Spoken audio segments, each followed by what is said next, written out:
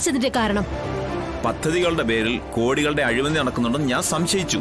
അതുമാത്രമല്ല, സർക്കാർ കരിമ്പെട്ടിയിൽപ്പെടുത്തിയിരിക്കുന്ന ഒരു കമ്പനിയെ പദ്ധതിയിൽ തിരികെ കയറ്റുകയും ചെയ്തു. താങ്കൾ ഒപ്പിടാൻ വിസമ്മതിച്ചതിന് ശേഷം എന്താണ് സംഭവിച്ചത്? കളക്ടർ എന്നോട് തട്ടിക്കയറുകയും അപമര്യാദയായി പെരുമാറുകയും ചെയ്തു. എന്റെ കയ്യിൽ നിന്ന് ഫയൽ തട്ടിപ്പറിക്കും പോലെ വാങ്ങി ഒപ്പിട്ട് നൽകുകയായിരുന്നു. അഴിമതി ചൂണ്ടിക്കാട്ടാൻ ശ്രമിച്ചതിന് എന്നോടെന്തോ പ്രതികാര ബുദ്ധിയുള്ളതുപോലെ. അതുകൂടാതെ എന്നെ പദ്ധതിയുടെ എക്സിക്യൂട്ടീവ് ചെയർമാൻ സ്ഥാനത്ത് നിന്ന് നീക്കി മേഡം തന്നെ അത് ഏറ്റെടുക്കുകയും ചെയ്തു.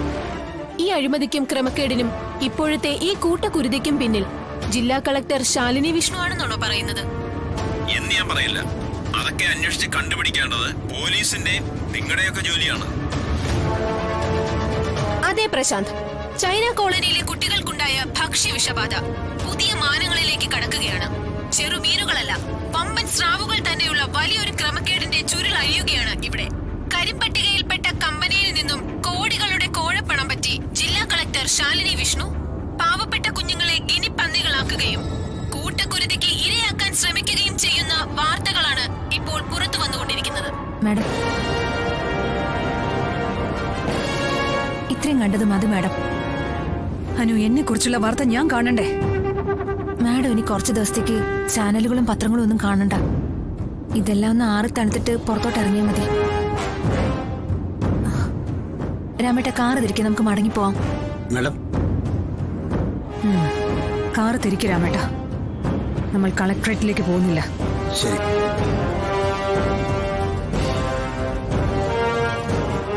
രാമേട്ട, കാറ് താലൂക്ക് ഹോസ്പിറ്റലിലേക്ക് പോട്ടെ.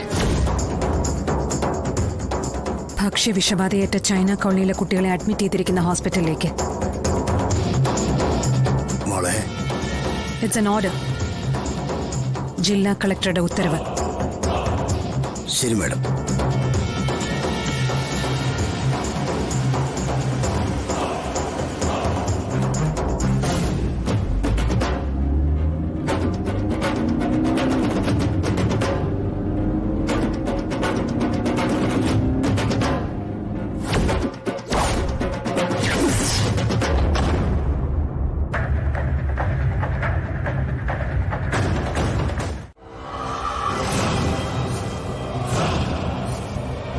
മാഡം, ചൈന കോളനിയിലെ കുട്ടികൾക്കിടയിലുണ്ടായ ഭക്ഷ്യവിഷബാധയെ പറ്റി മെമ്പർക്ക് എന്താണ് പറയാനുള്ളത്?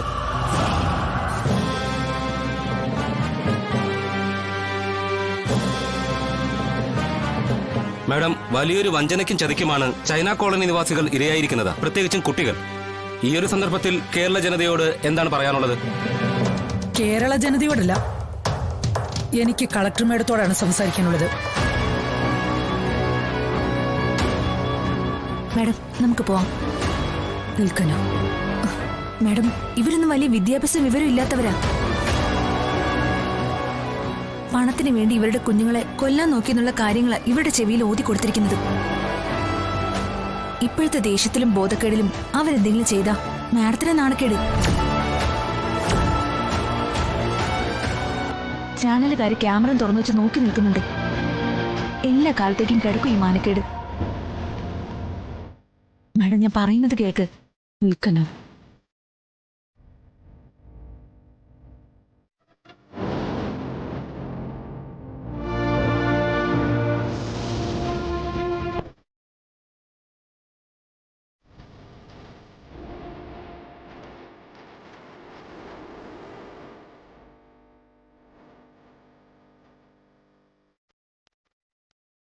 മുകളിലിരിക്കുന്ന ദൈവം തമ്പുരാൻ ചിലപ്പോൾ ചതിച്ചെന്നിരിക്കും. പക്ഷേ ശാലിനി മാഡം ഞങ്ങളെ പാവങ്ങളെ ചതിക്കില്ല. മെമ്പറെ, പക്ഷെ ഒരു കാര്യത്തിൽ മാഡം എനിക്ക് ഉറപ്പ് തരണം. ഞങ്ങളെ പോലുള്ള പാവങ്ങളെ രക്ഷിക്കാൻ വന്ന അവതാരമായിട്ടാ ഞങ്ങൾ മാഡത്തെ കാണുന്നത്. ഞങ്ങളുടെ കുഞ്ഞുങ്ങളോട് ഈ ചതി ചെയ്തവരെ കണ്ടുപിടിക്കാനും വേണ്ട ശിക്ഷ കൊടുക്കാനും ഉള്ള കഴിവും ശേഷിയൊന്നും ഞങ്ങൾക്കില്ല. ഞങ്ങൾക്ക് വേണ്ടി മേഡം അവരെ കണ്ടുപിടിച്ച് വേണ്ട ശിക്ഷ കൊടുക്കണം. വെറുതെ വിടാൻ പാടില്ല മേഡം ഒറ്റ ഒരുത്തിനെയും. അവര് കുഞ്ഞുങ്ങളല്ലേ, അവരോട് ഈ ചതി വേണ്ടായിരുന്നു.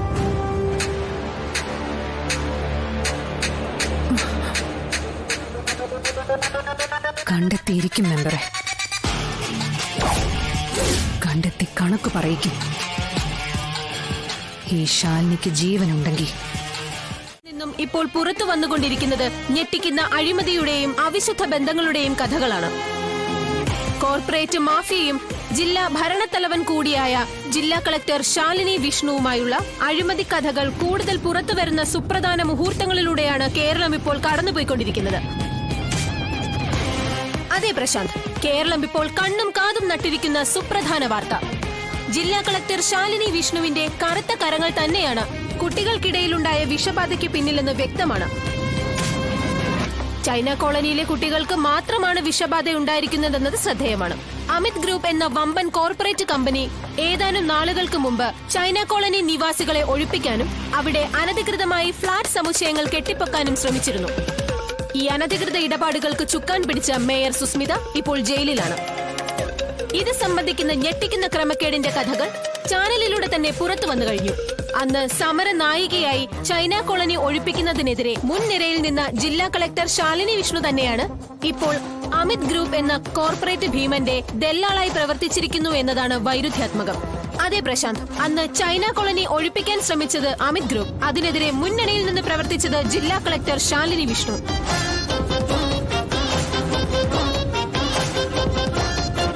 അതേ ശാലിനി വിഷ്ണു തന്നെ ഇപ്പോൾ അമിത് ഗ്രൂപ്പിന്റെ ഭാഗമായ ഈറ്റ് എ ഡേ എന്ന കരിമ്പട്ടികയിൽപ്പെട്ട കമ്പനിക്ക് കുട്ടികൾക്കിടയിൽ ഭക്ഷണ വിതരണത്തിനുള്ള അനുമതി നൽകി. ആ ഭക്ഷണത്തിൽ വിഷബാധയേറ്റ് ചൈന കോളനിയിലെ തന്നെ കുട്ടികൾ ആശുപത്രിയിലായിരിക്കുകയാണ്.